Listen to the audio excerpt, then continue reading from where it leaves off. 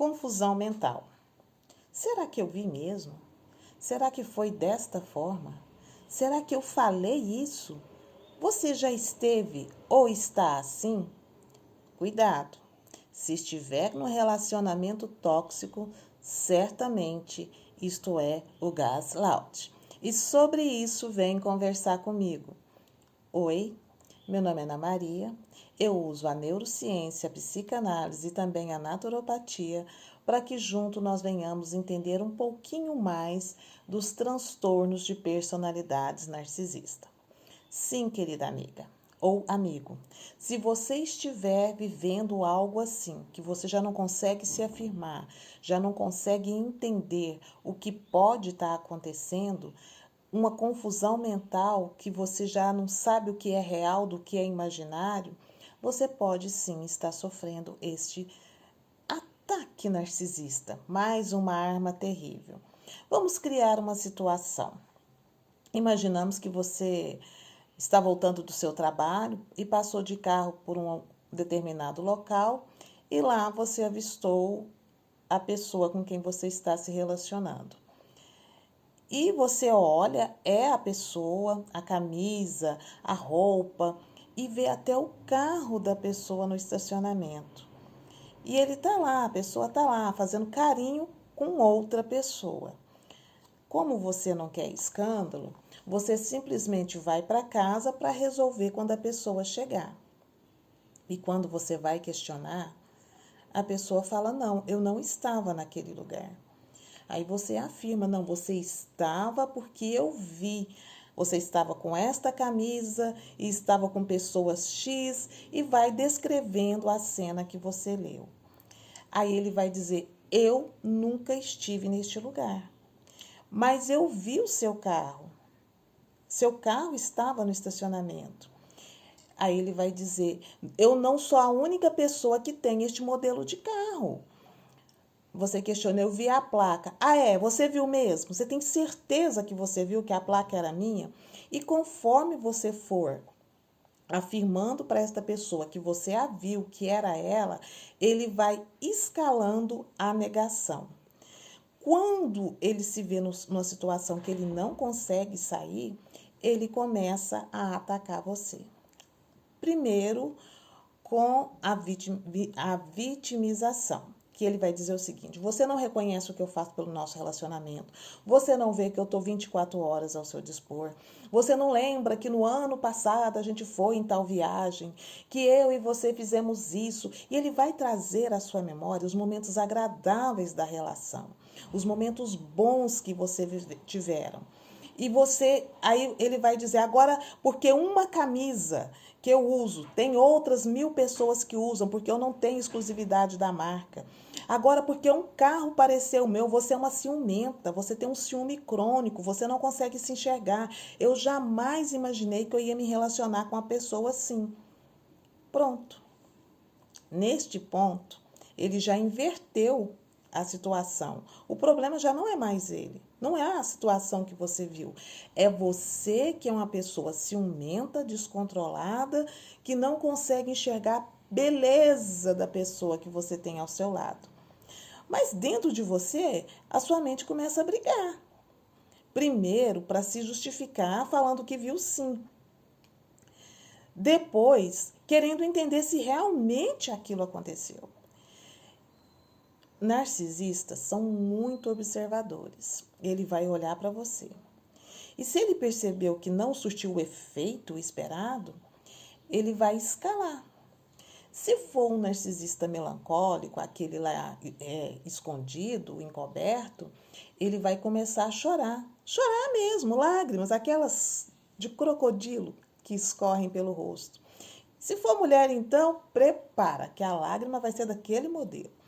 E chorando, ele vai te acusar porque você é muito ruim, você não reconhece que ele é uma pessoa incapaz de te trair. Que ele é uma pessoa que vive totalmente a vida toda por você. Você não tem consideração, você não tem amor. A história vai por aí.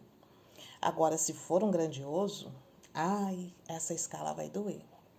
Porque ele vai começar te chamando de louca, de ciumenta, de esquizofrênica. Ele vai arrumar palavras que você nunca ouviu, que você vai ter que consultar um dicionário para entender que palavra foi aquela. E ele vai escalando, conforme ele vê que não está surtindo efeito, que você está rebatendo, ele vai escalando, ele vai te chamar de louca. E normalmente ele se coloca no lugar de poder. Se você estiver sentado, ele vai ficar de pé. Se você ficar de pé e ele for bem maior que você, ele vai se pôr na sua frente, porque a ideia é intimidar. E isso acontece porque o cérebro vai ver uma situação de risco, de perigo, e ele vai fazer com que você recue. E é tudo que o narcisista quer. Ele vai escalar o xingamento de palavras, de isso e daquilo. E se ele vê que não surtiu o efeito que ele queria, aí ele dá o checkmate. Que o seu cérebro não dá conta de fugir dessa. Ele vai dizer, é você que em dia tal, ano tal, hora tal, minuto e milésimo de segundo tal, fez isso, isso e isso. Só que você não fez. Aí o seu cérebro esquece tudo e começa a lutar para se defender. E a hora que ele faz isso, que ele vê que você está ali tentando se defender, tentando minimizar a situação, ele simplesmente sai e te deixa atordoada, confusa, gastando energia pensando nele. Só que o nosso cérebro, ele é plástico, quer dizer, ele é moldável. E tudo que ele quer fazer é economizar energia para nos manter vivo. Ele não quer que você gaste energia. Então, ele vai te fazendo aceitar a situação. E você toma para você uma culpa que nunca foi sua. Eu realmente devia estar louca. Parecia o carro dele, mas poderia não ser. Aquele final de placa talvez era um 6, talvez era um 8. Eu vi de longe. Aí ele vai te trazer, o seu cérebro, né? Vai te trazendo ali conexões para você aceitar a situação. E o narcisista saiu de cena, ele não está lá, é você e seus pensamentos. Normalmente, depois disso, ele te dá um tratamento de silêncio. Ele some. Se vocês moram na mesma casa, ele simplesmente escolhe te ignorar. Você vira uma parede. Ele não responde, ele não conversa, porque ele não quer resolver. Ele quer você deixar você ali naquela situação. E quando ele vê que você já sofreu bastante, que já aconteceu tudo o que ele queria que acontecesse, ele simplesmente reaparece. As bases com o narcisista normalmente é feita com uma noite de sexo, assim, para você ficar marcada. E aí você fica em confusão, independência e totalmente no controle dele. Porque ele te levou o seu estresse. Foi lá em cima. Ele tirou o seu senso de realidade. Você ficou confusa, você ficou ali com medo, que o medo também aparece.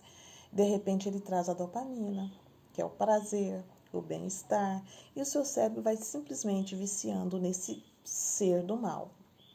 Por isso que eu falo, você tem que observar o que você está vivendo. Porque os sinais narcísicos, muitas das vezes, passam desapercebidos. Eu vivi quase 10 anos para eu começar a perceber. Por mais que hoje seja falado, ainda tem vítimas. E não estou falando de pessoas incultas, de pessoas que não têm conhecimento. Não, as vítimas são pessoas cultas, porque o narcisista quer gente boa, ele não quer gente ruim. Ruim basta ele. Portanto, observe sua família, seus filhos, amigos. Veja se essa pessoa está vivendo uma crise, uma ansiedade, uma confusão mental e olha o relacionamento dela. Aquela pessoa, gente boa, na verdade, pode estar causando um inferno na vida dessa pessoa. Se você curte vídeo como esse, se você tem interesse em mais assuntos como esse, me segue, comenta, compartilha, pode fazer sua pergunta. Estou apta para responder aquilo que você perguntar, tá bom? Dentro desse assunto. Tudo bem? Até mais.